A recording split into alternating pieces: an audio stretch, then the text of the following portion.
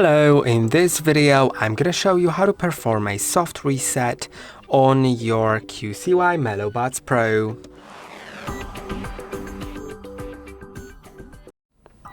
A soft reset is basically a restart. So if you want to restart your headphones, there may be several different reasons why you may want to do that. You can simply open the lid, put the headphones in the charging case, close the charging case, wait for a moment.